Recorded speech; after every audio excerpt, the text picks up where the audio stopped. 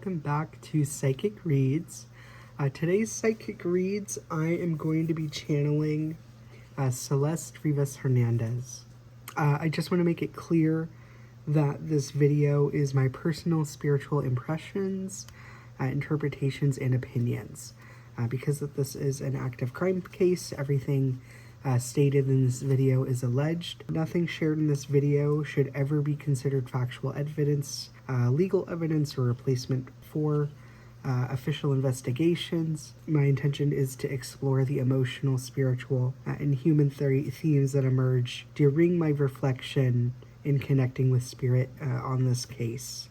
So please approach this video with compassion and respect for Celeste and her family, her loved ones, and everyone affected by this tragedy. Thank you, everyone. This is going to be Psychic Reads with Celeste Rivas Hernandez. I don't focus on the graphic nature of details, rumors, sensationalizing about what happened. I think sometimes when a case captures public attention, people tend to focus too deeply on the circumstances surrounding a person's passing, and that they forget their entire life that existed before that moment, especially when you look at high-profile cases. There was a person with hopes and dreams, fears, relationships, plans for the future, and a story that was still being written, especially for being such a young girl, still ready to live life just at 14 years old, is just very tragic for her. So as I sat with the material surrounding Celeste's story, I expected to find a lot of mystery, but instead I was found with something much more human about her case. Again and again, the same themes of just wanting to be loved and wanting freedom, and wanting to be just seen by her peers, wanted to belong, and ultimately wanting to be remembered as more than the way her story has ended. It really struck me very deeply back in September when this case broke, and I think the hardest part hearing about the details is how easy it is for people to look from the outside and to judge someone's decision making, especially being so young. We often look at situations after the fact and tell ourselves we would have done something a little bit differently, or why didn't she leave? We convince ourselves that we would be recognizing the warning signs a lot sooner. We believe we would want to walk away. But in life, this is rarely that simple when you're actually living through that moment. And that's something that Celeste really wants to express deeply to people. And that even during those difficult moments where she tried to step back and tried to backtrack what she was going through and to better her life, there was just a lot more obstacles than I think we're giving her credit for. We make decisions based on what we feel and what we hope for and what we believe is possible at that time. And what I kept receiving from her was not someone who intentionally walked toward danger. What I really felt was someone who was really searching for something. She really wanted more out of life and wanted to be loved. She really wanted to feel chosen. And really, she honestly believed a better future that might be possible. And I think that's one of the hardest things for us to grapple with her story and to sit with her and listen to her channeled message and really take it to our hearts, and just listen to what she has to say. And when you strip away all the headlines and the public discussion, I hope that that's a feeling that many people will start to understand with Celeste. So I'm going to read the channel that came through September evening. When I felt her spirit pulling me towards the type channel, I decided to open up my Google Docs and just start typing and listening to what I hear. And because, again, this is an active crime case, I will only do one full check-in after I read this first channel from September. So I won't do any more check-ins with her after this video, and this is going to be the one and only Celeste Rivas Hernandez case video that I do. My hopes is that this can give her her words to be able to share with you all and bring her some peace and actually her voice be heard. So let's begin. So first channel, open channel for Celeste Rivas Hernandez. I really thought he loved me. I didn't know what I was getting into. I was ready for change in my life, and I was so young and ready to make something bigger. My life with my mom was difficult, and I felt unwanted at home and wanted by my boyfriend. I thought things would get better. I just wanted to feel loved, He gave me everything and anything I asked for, but it kept me quiet. I was only his, or so I thought. I don't know what I was thinking. I look at all of this as horrible and I knew better, but I just couldn't stay away.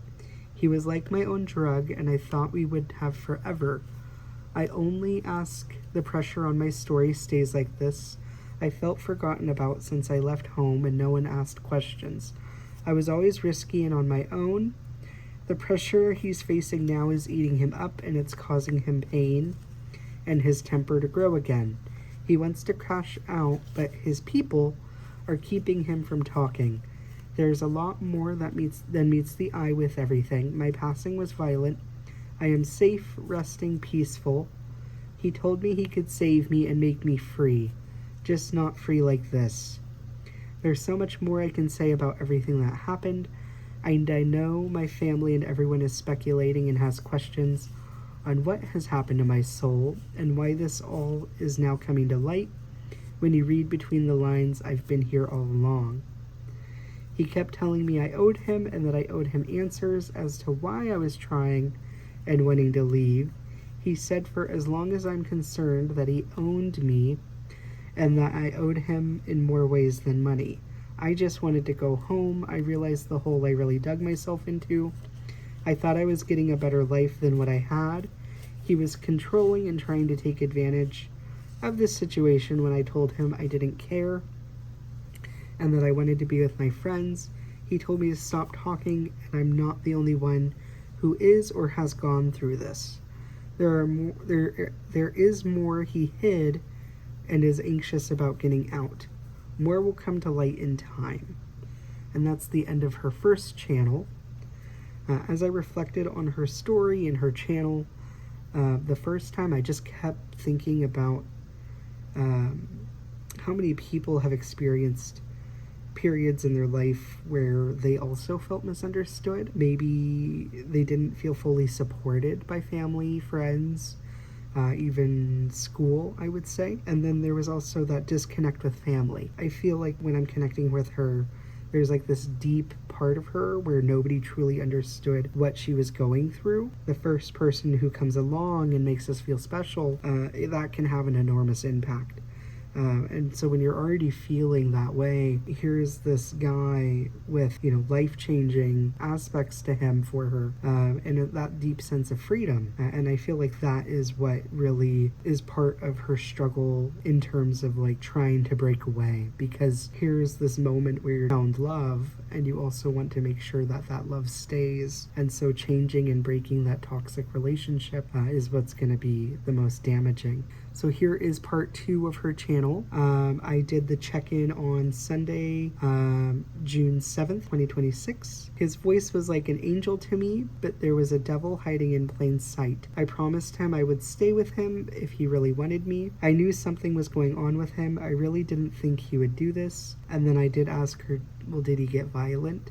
And she responded back, did he get violent? And then there was a pause. And then she says, only twice. And then she says, Neo, Neon, Nemo, no one else. I loved him. This is the hardest thing for me to talk about here. I just wanted to share that I'm okay. I can only say, please don't stop talking about me. He thought I was some dumb little girl, completely forgotten about. But I knew deep down, right from wrong, but there was something about him. He made me feel loved and wanted and needed. I thought he was helping me find my own purpose and saving me. Our songs were like a movie in the making, and when he included me, it made me feel like I was really part of something so incredibly big. The day I passed away, it was like any other day. He called my ride, and we were just going to chill, finally really talk, and do the usual shit. He was promising me that things will get better and we can finally be happy. The letting go of my little one scared me, and he was furious about the whole thing, to be honest. That it would ruin everything he was trying to build for himself. I realized I might not have been a part of that picture of his future from that moment. I really didn't know what he was fully capable of. We were going to be together and we could make everything work like we talked about months before. I knew it was wrong, and I wish I could go back about this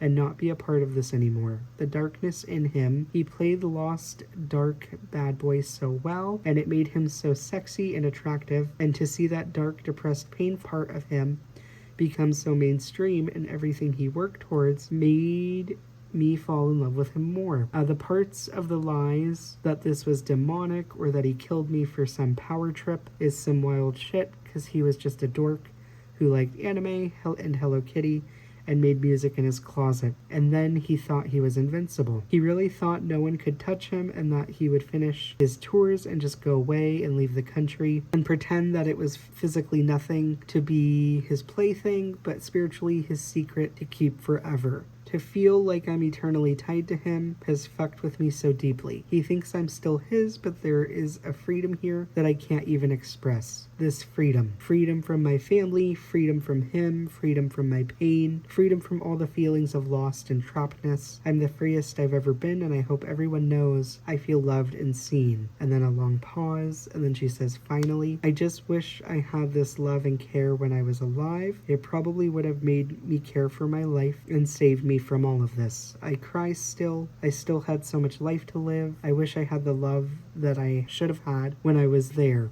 Maybe, just maybe, things would have been different for me here. I don't know how else to say this without crying. It really hurts my soul that I wasn't loved properly, that I was lied to. What we had was real to me and I thought was real to him, till the cheating happened and all the other bullshit started to crash down. I just want him to finally see how fucked up this is, but unfortunately he is sick and fucked in the head. I fucking knew. I'm still angry and upset with myself. I found peace and I don't want any more speculation or lies spread. So much worse when things finally really come to light about him, and I don't know how I'll find the strength to hear it all again and again. This all comes in such deep waves. I just want to be at peace and have this all done with. And that is the end of her second update channel here. And the challenge is that the attention and the love are not always the same thing. Many unhealthy situations begin with appears to be affection, and they start with promises and excitement, dreams about the future together, and nobody really signs up for a relationship expecting it to become unhealthy. People enter relationships because they see potential, they see hope, and they see possibilities that they didn't have before in past relationships. The impression I kept receiving from her while reflecting on her channel here is someone who genuinely believed that things would improve, that their life would improve, something different with their life was waiting for them, as someone who thought that they had finally found a person to help build that life for them, that feeling of being important, something that many people overlook. And I want to just speak on her as well for this healing, is that hope is not a weakness, as Celeste. Wanting love is not a weakness. Wanting to connect and find connection is not a weakness. And those are deeply human desires that you deserve, even though at 14 and how you feel misunderstood in spirit, you're still allowed to have those deep desires of wanting those types of changes, especially with the environment that you were unfortunately growing up into and in. I think many viewers here watching today can relate to that, maybe not in the exact same way as Celeste, but most people have ignored red flags at some point in their lives. And some people have stayed way too long in something because they had hoped for change. People believe someone's promises because they also want those promises to be true as well. So as I continue reflecting on her cases as we go forward, her energy really significantly started to shift, and her feeling became heavier, but not because of violence and not because of all the headlines. But there is a deep sense of emotional pressure with her as well. And one of the things I often discuss, the human nature of spirit, and that we don't forget that these loved ones in spirit are still human. And so I'm trying to take away that mysticism, the fear-mongering mediumship that unfortunately a lot of other folks still kind of portray when doing mediumship and spirit communication. When we go back to the love and control, the reason this topic is so important is because that control rarely introduces itself honestly. Control doesn't usually arrive wearing a warning label, and that it really does come through disguised as concern and constant updates. There could be that jealousy that's with when you spend time with friends, someone begins questioning your choices and has more influence on your decisions. At first, these behaviors can feel flattering, especially being so young and someone wanting to be with you, and it feels like proof that someone truly cares about you and cares deeply. But over time, they begin changing the balance in the relationship, and it shifts to a control power dynamic. Healthy relationships encourage growth, and healthy relationships also allow people to both maintain their own individuality and be their authentic selves. They also help create healthy spaces for friendships, families, personal goals. And many people might ask why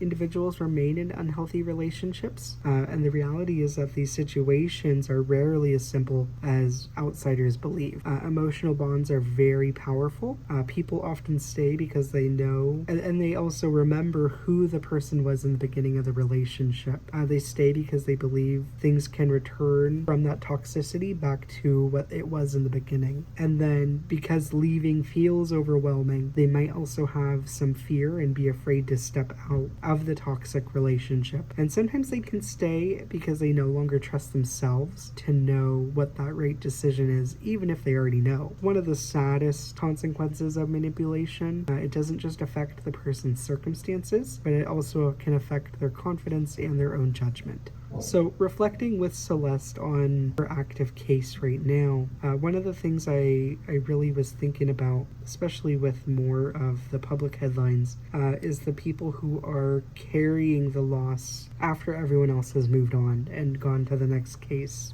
Families continue grieving and friends continue grieving. Communities continue grieving. The world eventually finds another story to discuss, but the people closest to the loss continue living every day with the pain of losing their loved one. Grief is complicated, and there really is no right way to do it.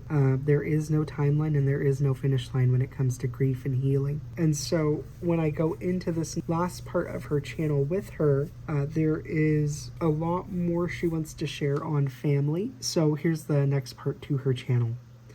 I should have left and never gone back. I really thought he changed. He would call me constantly and text me saying how sorry he was and that we both grew together and that things would be better and change was finally happening. My family wanted me home more to help with my little brother and that I was never home. They also said that if I was just leaving them, that I should just leave and not come back home if I kept just coming and going. That I broke promises to my mom about changes and that I was confused and lying. I wasn't though. I wanted a different life, different than what we had. I'm sorry for not being there or clear-minded. I'm sorry for trusting. I trusted too many people who I thought were my friends. They saw him as powerful and that it was a big break to get into bigger rooms and rise like him. Everybody used each other throughout all of this bullshit, but it's because he promised so much that he could offer, and he would give me cards and money and told me I could have anything I ever wanted and that it would all change. He said I owed him so much money and that we could just go away from all this. I asked her the question, do you want to talk about your passing? Where I gave her an opportunity if she wanted to talk about it. She says, not really, but you know, it's a weird feeling to see the change in his eyes, to see the switch in him come on and then leave so quickly. He talked to me like I was still alive as I was laying there and went to kiss me. And then her in spirit, when in that moment, she says she turned around. She says, I turned around and I cried and went to my room and just cried. I couldn't and didn't want to see, hear, or be with him at all. That's when I realized I had so much more freedom. And then there was a long pause where she was tearing up and she said, finally, and she says, I didn't feel cravings, depression, anxiousness, just freedom. I got to visit my mom, my dad, sister, and brother. I feel peace finally. I'm not stuck with him like he hopes. So with that reflection, she's describing herself in the moment of her unaliving, being at herself physically here in Earth Plane. And so in spirit, she already understood that she passed away at that moment. So then I asked her, is there any words that you have on your family? They know what went on with me or lack of, and they didn't really care to ask what I was up to or nothing. I know they love me and they are deep in grief. When they would ask where I was going, I would just say with friends and later my boyfriend. My mom really trusted me. She always shrugged it off that I was growing up and knew I had a boyfriend who was a little older and told her he would take care of me. I told her about his music and how he was getting big. I told her how I loved him and that he promised promised he would take care of all of us and that he would help with the money. How could you really say no in that situation when all you want for your kid is love and a ticket out of bullshit, you know? I think that is one of the hardest parts, seeing everything go down. My parents weren't fully present, but I also lied a lot and told them shit to give me more freedom. I regret that a lot because I also didn't let myself see the dangers I put myself in. I just want my mom to finally really talk to my siblings and be more present. That too much freedom and not enough questions can lead to bad things. I do love her and my dad so much, and that I'm sorry for all of the shit that I caused. People can talk and fill in the blanks where I can't speak for myself unless it's like this, but I just want people to not talk about my mom and dad and siblings. People think that they know the full story of my life just by media and press. I know I made shitty choices, and I didn't have the greatest home life and didn't get to fix it on my own. But I don't want them to talk about my mom and dad because they don't know them or know what I told them or nothing, you know? I just need everyone to calm down. OMG, lol. Which I thought was kind of a youthful ending for her to be able to speak on that moment. And so one thing I really want you guys, the viewers, to remember is that behind every public story is real people trying to grieve and navigate unimaginable emotions. Some of us are looking for answers, some are looking for closure, and some are simply trying to survive one day at a time. And I feel that those people deserve compassion, and they deserve patience and a space to heal without judgment. Even in the environment and circumstances that she has described, they still deserve the same amount of compassion because they've lost a daughter at such a young age in such a tragic and violent way. And as I reached the end of her channel, the strongest feeling that I get from her was not fear or sadness, or anger even, but it was a deep remembrance of her, and I kept feeling the importance of remembering her rather than only remembering the tragedy. Every life is larger than the worst thing that could happen to it. Celeste leaves behind stories, memories, relationships, dreams, and moments that deserve to be remembered. And I think that's one of the most important lessons that we can take away from cases like this. When we remember her only for how her story ended, and especially with such a high-profile case connected to such a mainstream artist, we unintentionally erase everything that came before it, and we forget her laughter, her hopes, her personality, and her humanity, and her young life taken at only 14 years old. And so I want you guys to really just sit with this and the words that she was able to speak today. So as we close out today's spirit-led reading here with Celeste and her reflection here, I just want to thank everyone for approaching this conversation with respect and compassion. This reading is based on personal spiritual impressions and interpretations of how I hear spirit. Please remember that this is not factual evidence, nor is it intended to replace official information on the case. My goal is to approach the story again with compassion and respect. My hope is that today's discussion really encourages people to think more deeply about relationships, self-worth, intuition. If there is one message I hope that you guys can take away from this, is that love should never require you to lose yourself, and that love should never require silence, and that love should never require fear. You deserve the relationships that allow you to grow and speak freely. Please remember Celeste behind the headlines, and that anything that's released in the days, weeks, months to come, always go back to who she is and who she was before the tragedy, and remember that this was just a young girl whose life was taken that desperately craved love. So thank you for spending time with me today. Please continue to keep Celeste's family and Celeste and everyone affected in this story in your thoughts and prayers. But until next time, take care of yourselves and take care of each other. Thank you for being here today.